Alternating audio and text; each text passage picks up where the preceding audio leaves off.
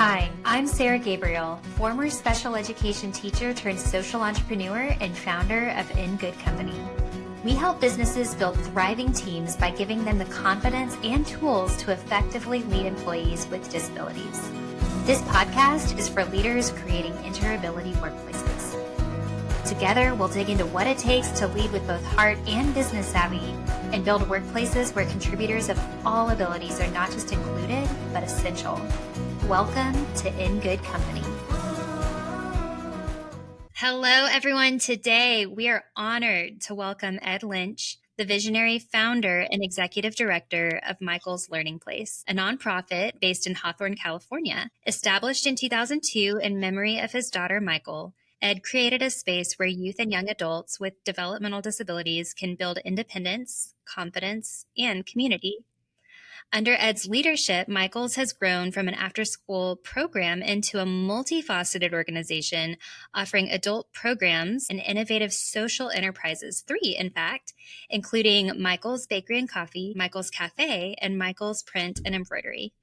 These ventures provide real-world job training and employment opportunities, challenging the high unemployment rate among individuals with developmental disabilities. So please join us today as Ed shares his inspiring journey of turning personal loss into a powerful mission and how Mychal's Learning Place is transforming lives through empowerment, inclusion, and purpose-driven entrepreneurship. And listeners can support Mychal's Learning Place by shopping online for baked goods and swag at mychals.org/bakery. And that's mychals.org/bakery. Order custom apparel and merchandise through mychalsprints.org. Or if you're in California, visit them in Redondo. Did I say that right? Redondo Beach, all of which are providing job training and employment for young adults with developmental disabilities. Ed, thank you so much for joining us today. Thanks for having me, Sarah. You are so accomplished. That intro took a while because there's just so much goodness to share. But I think it's even better for them to hear straight from the source. So thank you for being willing to share your story and your key learnings and what you're doing to work through the challenges as we all face as social entrepreneurs, but one that we're excited to be working on because there's so much hope and opportunity on the other side. Absolutely. So if you can just start by introducing yourself and telling us what brought you to create Mychal's Learning Place. Well, what brought me to create Mychal's Learning Place and what continues to drive me and inspire me and motivate me is my daughter, Mychal, who, when she was 7.5, passed away. She had a neurological disorder, but they didn't actually have an official label for that. But she inspired me to want to create programs because when she was here, there really were no programs I, as her father, would have felt comfortable dropping her off at. The population's so vulnerable. And she, last couple of years of her life, she was in a wheelchair, lacked fine and gross motor skills, lacked language. So you get, as a parent, any parent, we're very protective of our children and we want to make sure they're in a safe, loving environment. And so 5 years after she passed, I started Mychal's Learning Place, as like you had mentioned, as an after-school program, but knowing I'd always want to do more and that there's more work to do. And even to this day, for me, there's more work to do. Absolutely. So tell us from the beginning, because you started by creating the day program. The unemployment piece was not originally the reason that you created Mychal's. Is that correct? Right. So it started off as an after-school program. So it was for youth ages 13 to 22. We were at a local church in Hawthorne for 9 years. They gave us free rent. Amazing. And then when we moved into the current location where I'm at right now, our corporate headquarters, as an after-school program in a 10,000 square foot building, we then added the adult program. And the adult program really is a structured, geared on independent living skills, life skills training, the skills that you and I have to live independently. And then the unemployment piece happened, and the bakery happened when we weren't finding job partners. So that's when we started the bakery with Ryan's chocolate chip cookie. And the chocolate chip cookie then turned into adding a pop-up barista service that we took out into the community and then wrote a couple of grants, raised the money, and then built our kitchen here into a commercial bakery. And then it becomes a rotation of our adult day program and our after school program as well. It sounds like a well-oiled machine with zero hiccups along the way. Has zero hiccups. Was it that easy? Oh, if it was that simple, Sarah. No, there's always hiccups. It's just, What do you do with them, right? Yeah, exactly. What were some of the challenges you ran into when making this transition from a learning space to an employment space? Well, I think the biggest challenge in the beginning is going to be money.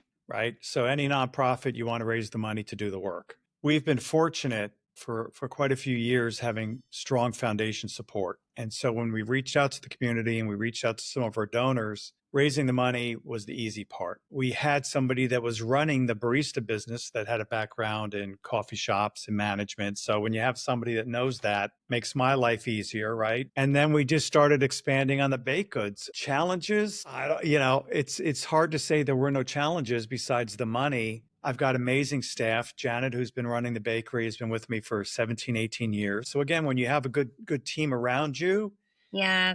and as a leader, if you bring the people around you that know more than you know, it's all successful. A Yeah. humble leader, by the way, Yeah. to say that. Hey, this doesn't happen without everybody around me. You can have an idea, but if you don't have the people around you, it's just a great idea and nothing ever comes to pass. I don't think there's a shortage for mission and conviction in this conversation. But mission alone, like you just said, I think it opens the conversation. But we need business leaders and we need content experts who can say, this is how you run a successful coffee shop. And then, of course, we need trainers who can say, and this is how you run a coffee shop with a team with a higher percentage of employees coming at it with a disability who might need a different kind of training or different kind of support. It's the training of staff, right? So a perfect example would be looking at the cafe. Mm-hmm. So our lead chefs, our lead cooks are, culinary students that come out of college. This is what they do for a living. They've not worked with the population that we serve.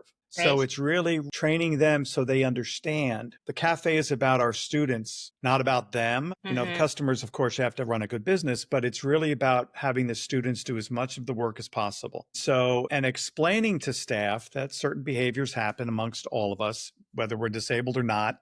Absolutely. We all have a behavior or two. I'm sure my wife would say I've got more than a couple. So it's just reiterating to them why we're doing what we're doing. Like today, we have a all hands on deck staff meeting today to discuss again. Here we are. It's almost a year. Some of you are fairly new. None of you have experience working with the population, and we just want to be successful. And we want it to be a model for the community, which is actually, it is becoming. We've got a couple coming from Puerto Rico tomorrow for 3 days just to volunteer and learn how we do things. And it's not we're not doing anything, Sarah, that's rocket science. Hiring the right people to run it. Once you have that, the restaurant's easy, right? And then if you have an organization like Mychal's that provides the services, it's kind of a win-win for everybody. But now you've got an equation for success. What I heard you saying about how you build your team is you find experts in that trade, and then you teach them how to lead in the environment that includes a higher percentage of individuals with disabilities. Can you give just a few practical examples of ways that you instilled that understanding into those leaders? Well, everything starts with a conversation. So, the interviewing process, the job application expresses the population that we're working with, that this is culinary teaching as well. So if you've got the heart, everything else can be taught. And it's not rocket science to teach how to treat somebody with dignity, respect, and challenge them. That to me is the only teaching and message that has to be done. They're in the kitchen alongside you. They're working. You support them. They support you. It's one big family in the kitchen. We've provided documents, things for them to read to get a better understanding of autism or ADHD and how to manage that. And I can tell you a typical kitchen in a restaurant is not necessarily a happy place. It's stressful. Let's get this done. Sarah, I'm telling you, this will not work for me. And we've actually had to let a couple chefs go. We don't talk to people that way. This is not a Michelin star. The food's amazing, but it's not a Michelin star restaurant. This is a place of love and right. And it's a breakfast and lunch menu. It's just not steak and lobster. And I'm sure your guests feel that when they come in. You've established a clear culture that, especially because you've had some leaders with you for almost 2 decades, that's incredible. And what a gift and what a strength that you have as a team to have that continuity, living out the values for the newcomers to see and either join or, occasionally realize it's not a fit. And that's good information too. And that's okay as well, right? That's how you learn. That's how you learn. Tell me about how your guests respond when they come in. If you know, there's a couple of different reactions. One would be for the families that have a child with special needs. Mm-hmm. So I don't know if I've shared this story with you before. The very first weekend, there was a young couple with a 3-year-old daughter sitting at uh, we have some farm tables, one of the tables there. And I just kind of went up to them, hey, how'd you hear about us? How was the food? A little small talk. And I was standing to the side of the mom, and she looks up to me crying and says, I hope one day she can work here. It's her Wow. 3-year-old daughter, right? And I look over at the dad, and the dad is crying. And I'm a crier as well. I held mine together though, because someone needed to not cry at the table. But that to me epitomizes everything about the work we do. Yes. Nothing else matters. The only downside to that, Sarah, is, I mean, in her case, yes, she'll probably work there. I probably won't be around in 15, 20 years, but she will. But a lot of families that we've had visit 2 hours away come down just to see it. They walk away with hope, and that's it. And hope does not open a restaurant. Hope does not open job training opportunities, employment opportunities. It's going to take somebody to do some work. And the vibe in that place is absolutely amazing. If I didn't ever have to come into my office again and I could just be at that cafe, which I'm at just about every day, 7 days a week, is just incredibly special. Everybody is safe there. So if your child has autism and he's stimming or hopping or making noises, you are safe in that environment. If a customer that's not familiar with that has issue with it, they can go eat somewhere else. This has to be a safe environment for everybody. Right. Yeah. And you welcome in volunteers from somewhat of a distance. They're traveling to work with you.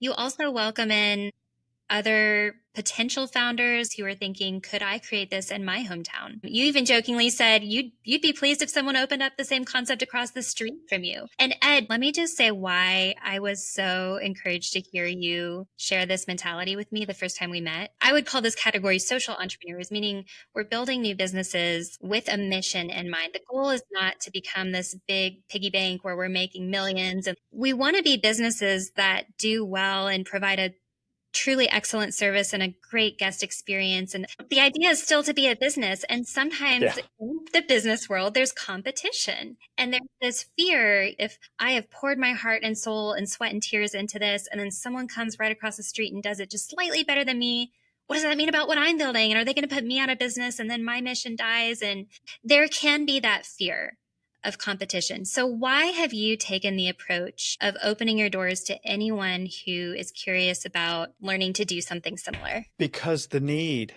85% unemployment rate. When I presented this idea to my board about opening a cafe at one of our strategic offsites, I said, this is not about making money. This is about breaking even financially, but creating awareness in the community.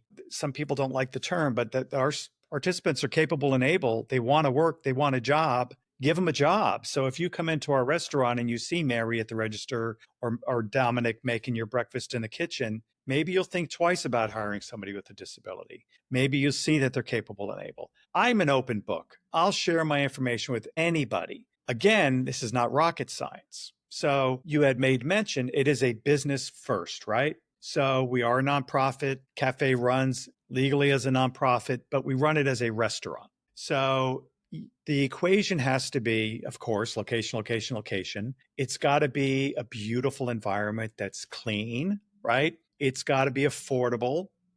The food better be good, or the novelty approach of coming to a restaurant to see somebody with a disability working wears off very, very quickly. Good And point. then we've got a story. And the story is one of the reasons people come back, but the food is really good. And I knew when we opened this that I did not want to make this the special needs individual waving their hands at you when you come in and greeting you.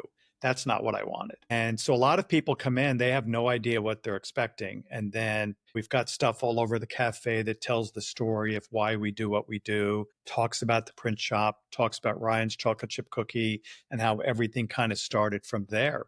That's a great example. We're going to take a little moment to educate our audience. There's culture and then there's artifacts. The culture is like safety, acceptance. Your team members treat each other well and supportively, and you have an excellent service. You invested in quality staff members who can build a menu and create a safe and clean and enjoyable environment. This is all part of your culture. Artifacts are pieces of evidence that show and make apparent to anyone else that walks in what that culture is. So I love that you said you tell the story on the walls so that even if they don't come face to face with you or have time to talk to someone on your team, they can walk in and it becomes clear pretty quickly what you're about. And And it's so on every table as well. that's So great. there will be cards in the center. And again, it's about education. So one side of the card might be a story about Kaylin, and so people can get a feel for who she is as an individual, not as somebody with a disability, but as an individual. And I think, social media has really taken off from the cafe's perspective because people want to see a good story and feel good as opposed to a lot that's going on in the world, right? And that's how some of these people have reached out, people from Puerto Rico that are coming out tomorrow. They found us on social media. They want to create something similar. A lady from Bahrain 6 months ago reached out because she saw the story and was interested in creating something. I've had a lot of meetings over the years with a lot of people that want to do something, and I'm still waiting for more than one or two people to do something. And what I say Oh, to anybody wow. that's good, yeah. So I'm hoping people that are maybe watching this and they're thinking about doing something, just do it.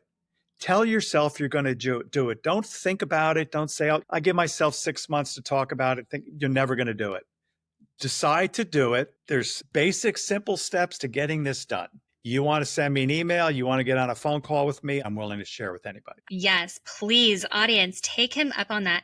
Ed, that surprises me that you've had that many conversations and seen so few follow through. One of the reasons we've been mapping businesses like yours in the country, and I know they're also global, but just starting in the US, we have a few hundred business models like yours, but why don't we have thousands? And I have theories. And number one, it's hard. It is hard. But I think the best thing you can do if you're in that position of should I, shouldn't I, take Ed's advice and ask for help. Go see it firsthand. I think it's one thing to hear about something, read about it, look at their Instagram. That's a great start. But go immerse yourself. And they're all over the country. So if you can't make it to California, I can give you a whole list of businesses that are probably in your state because we're mapping them. In Good Company, we're doing our best to build the tools to make it a little bit easier for you to do that as well, in different kinds of ways. But talk to the ones who have done it. And they're being honest. They're saying it's not easy and there's still challenges, but they've clearly found a way. And so thank you for saying that. And what's more meaningful, right? If you take Yeah.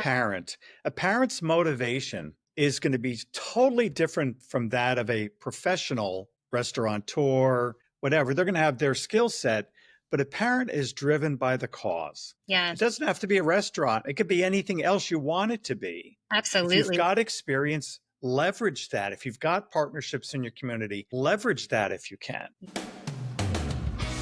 Did you know there are nearly 200 small businesses in the U.S. who are on a mission to employ individuals with disabilities, and we want to send shoppers their way? That's where you come in. Join the In Good Company passport game and support businesses that are moving the needle for disability employment. Here's how you play.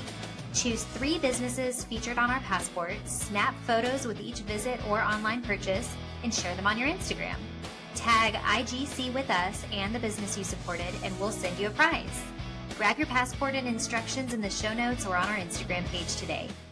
Yeah. And Ed, we were talking about your team. For someone who is on the ledge, wondering if they should jump off and try to fly, how would you go about forming that initial team? Maybe you're like me. I was a special ed second grade teacher, didn't know a thing about business. So I had the expertise in terms of the community that I was wanting to serve. That's one piece of the puzzle. I've heard that when you're wanting to start something new, you can either invest your time or your resources, meaning you can take the time to learn the next thing yourself. Or if you have resources, you can pay someone and outsource that to someone else. I didn't have a lot of resources, so I took on some loans and went to business school to gain some of the other skills that I was missing. So maybe you're a person that's got one or two. And then, of course, you have to have the content expert of whatever industry you're going into, be it bakery, embroidery, data management. I kind of just monologued, and instead of letting you answer the question, I'm sorry, but how would you this? Okay. I think I just answered my own question. You're making my interview easier, Sarah, so you just jump right on in. Am I missing anything? Would you go about it a different way? My story is I'm just a kid from Jersey. I'm just going to kind of break down who I am, right? Just a kid from Jersey, could not stand school, graduated high school barely, did some community college, but always very much having an entrepreneurial spirit, right? I'm not book learned, I'm street smart, and I'm driven. I'm Yeah. driven by my daughter. I'm driven by her. I am doing everything in my life because of her, career wise. I'm inspired every day to do more. And if you have that inspiration, nothing is going to stop you. And it won't stop you if you surround yourself by the people that know more than you know. I'm not an attorney. Don't want to be attorney. Don't want to learn law. I'm going to bring attorney around me though. I'm pretty good at accounting and bookkeeping. I don't want to learn anymore. Bring those people around me. So you fill the voids where you don't have your strengths. And if you've got people around you that are motivated, have the heart, like a lot of Jose runs the print shops for me with 13 years. His side hustle before I even started the print shop was doing t-shirts and printing mugs. So now you've got somebody on staff already that you know is amazing with the students, who's young, hungry, and wants to take it and expand it. And that's what he's done. So again, it goes back to, I don't need to know everything. Yeah. You don't need to know everything. No. Get the people around you that know everything and create something pretty special. Because as you know, Sarah, you get people around a table and you start a conversation about something, creativity flows. It just happens. I mean, we're now looking at housing as an option, right? So I don't know certain things about housing. I'm going to bring people around the table that do. So when we do create it, the model, what my vision is, I've got the people that can make it happen. I love that. And just to reiterate one more time, you don't have to know everything. You won't know everything. You will never know everything, and you will never be an expert in everything. Never in anything, Sarah. I don't, I've got some colleagues that are incredibly smart and they throw out the word expert every now and then. And I just have a real issue with that because I have to remain teachable. I have to remain open to learning. I mean, when you had made mention about the cafe across the street and what the competition would look like, I don't look at it as competition. I look at it as now we're going to have to do a little bit better. If there was a need to open up across the street, somebody else's. Which isn't that, because then you're challenging for excellence. Absolutely. And that's the thing, because we need your businesses to do well and to reach the community and welcome in guests who haven't given this community much thought before. Maybe they just don't know what they don't know until they walk in. It's absolutely right. They don't know what they don't know. Yeah. And you're educators in part. In part, yes. So talk to us, because you don't, we've already said this, but I also want to talk about the unique fact that you don't have just one place of employment. You have 3. So talk to us about why 3 and how you evolved from your first was your bakery. Bakery was first. Right. So I'll tell you how the cafe came to be, and then we'll talk about the print shop. So we started the baking. We had the commercial bakery. We're doing pop-ups up in the community, and then COVID hit. And it wiped out our bakery staff. I had one volunteer that came in twice a week with one of our student employees, Emmanuel, who's still an employee, to bake cookies twice a week. And we donated them to hospitals. And one of the hospitals is a local hospital, Torrance Hospital Memorial in Torrance, obviously, California. And so we're coming out of COVID in 21, I think it was. Can't even remember. And I went down there to see if they would sell our baked goods in their cafeterias. And the lady, and we had a food truck at the time, and the lady says to me, would you consider bringing your food truck down to this off-site location, because we're going to have to close the cafe because of staff. I mean, everybody was hurting for staffing, self included. And I said, well, can we go see the space? And we walked about a half a mile down the block, walked into the cafe, more of a convenience cafe, but we did make sandwiches and salads and things like that, and all our baked goods and drinks. And I looked at the lady on Thursday and I said, oh, we can run this. No idea what I'm talking about. Never run one. Bold.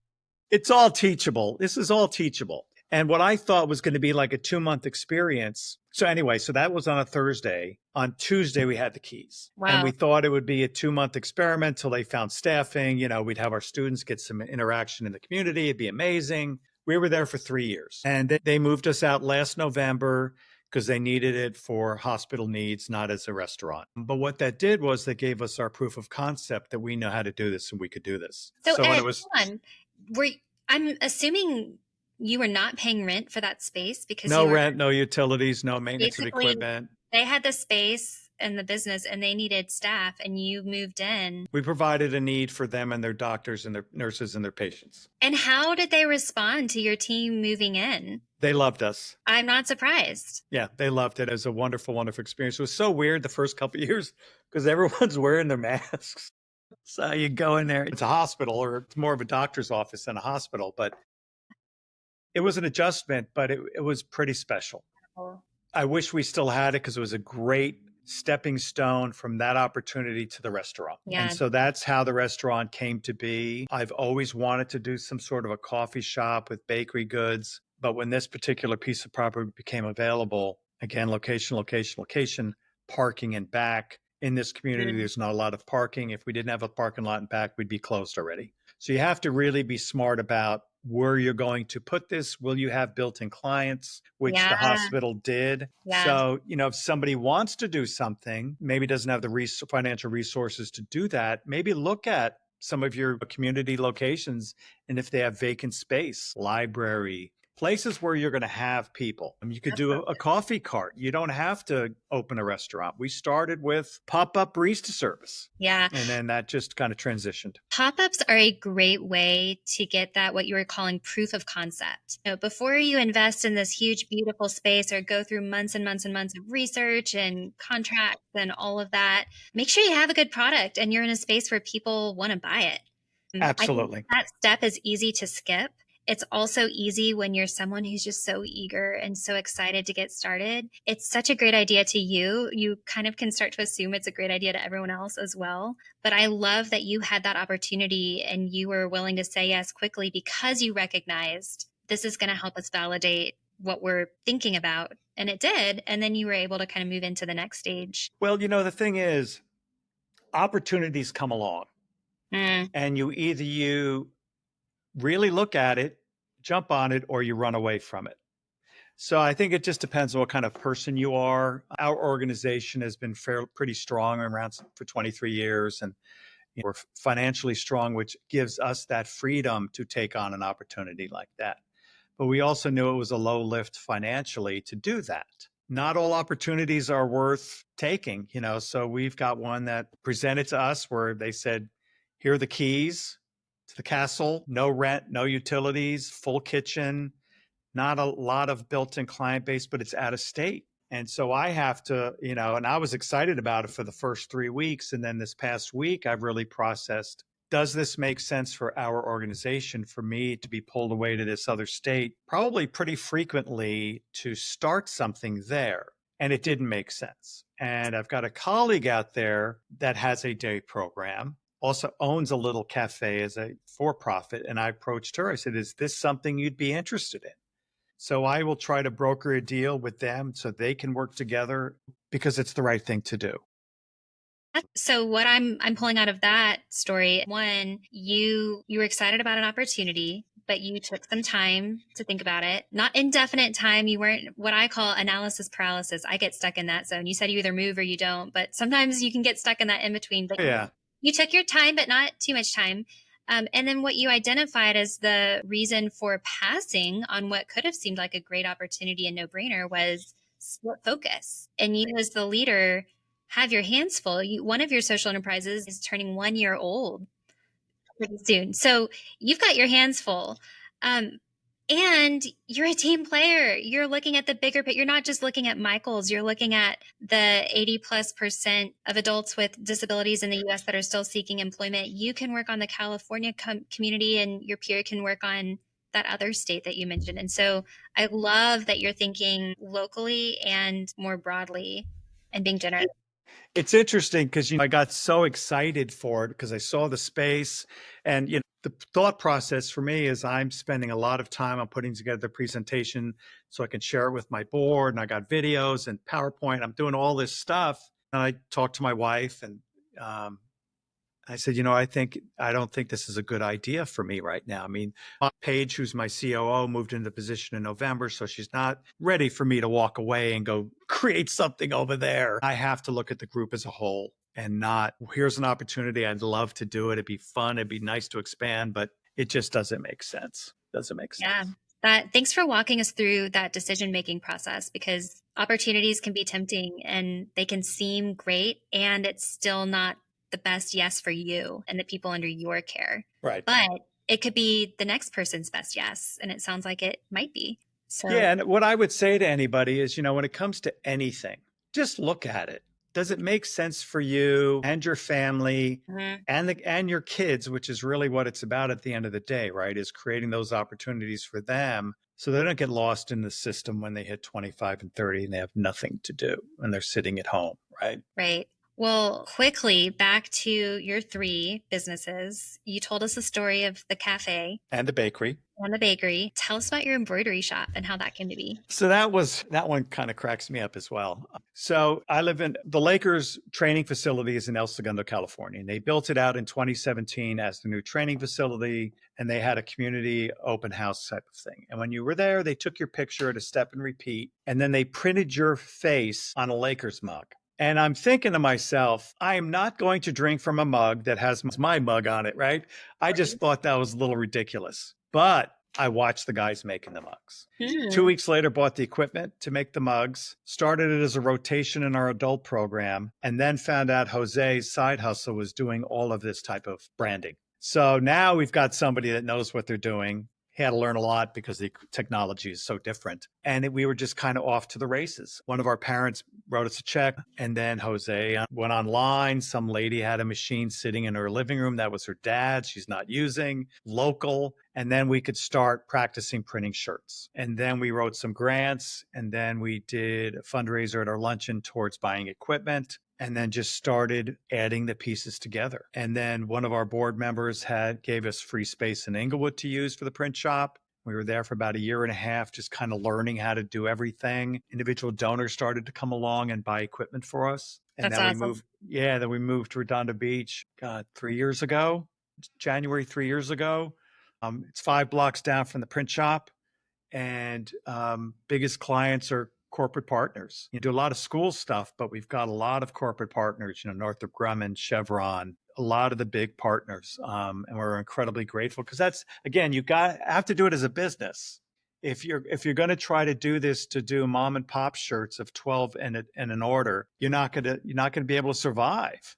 You Yeah. just won't. You can't pay the people the hourly wage to do the work. Nope. And it's been slow, steady growth since we've been there. And return customers, the quality of the work is there. People want to also support local. They want to support a cause. They don't want to necessarily go to a big box store unless they're really looking to save $1 on a shirt. We're not going to give it away. We've got bills to pay and staff to pay and utilities and all that other fun stuff. Well, and I think it's also, you said we're not primarily educators, but it's this subtle way, I think, of educating the community. This isn't charitable. These are real people providing real services. You would pay for any other service anywhere else. Why wouldn't you pay for this? Right. And, I think we've been really fortunate, right? So when it comes to the print shop and the cafe, we had a donor who purchased the print shop and they gave us 2 years to raise the money to pay them back.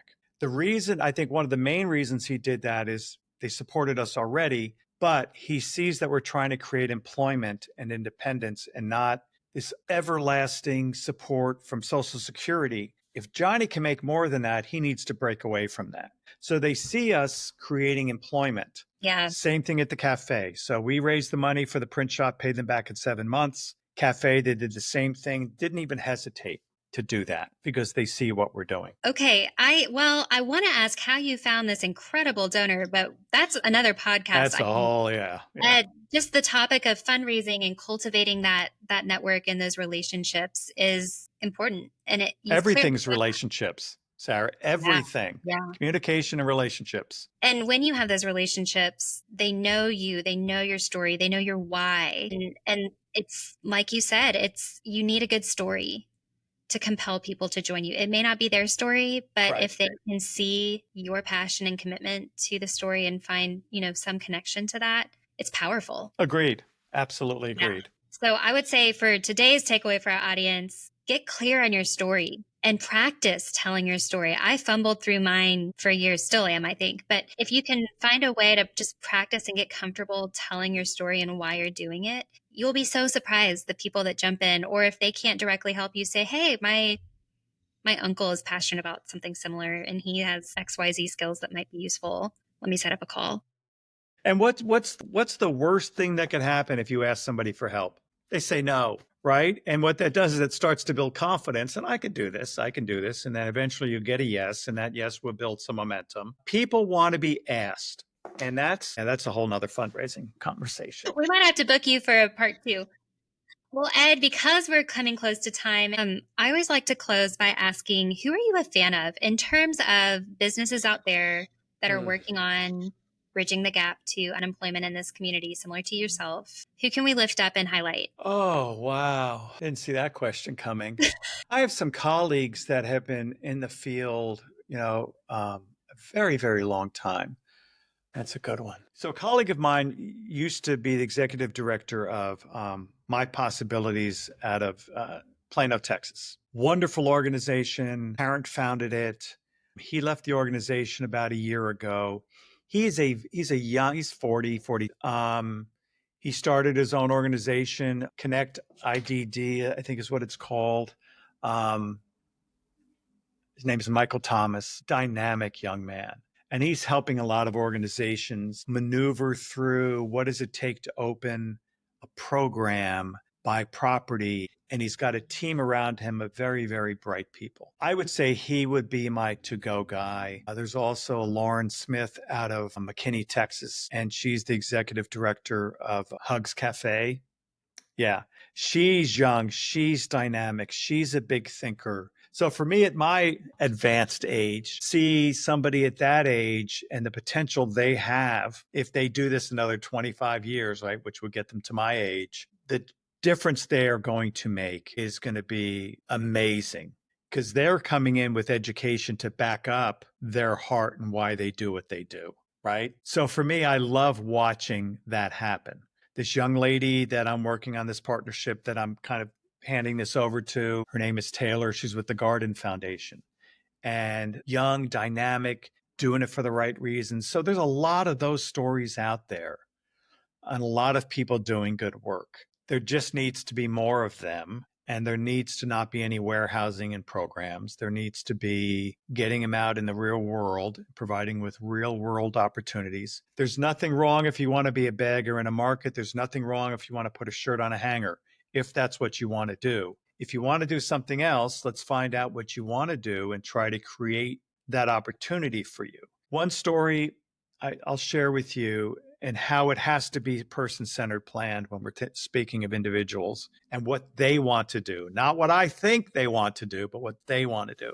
Good. We have this young man, Nico. I would hire Nico tomorrow at the print shop, full-time. Tomorrow, has no desire to be at the print shop. What does Nico want to do? Nico just needs calm.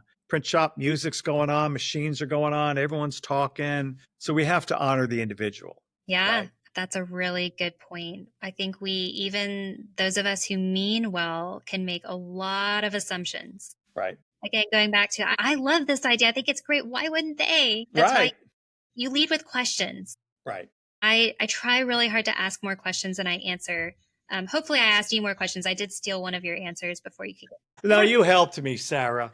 You helped me. No, I think this is wonderful what you're creating. And I think the more we can spread the word, the better. Yeah. Well, I think your story will definitely help. And I will absolutely, with your permission, put your contact information in the show notes so that we have more aspiring builders or builders who have begun and they're hitting roadblocks. You've definitely walked that road.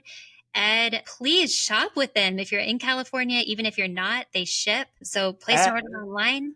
And we created a clothing line last year called Made with Love.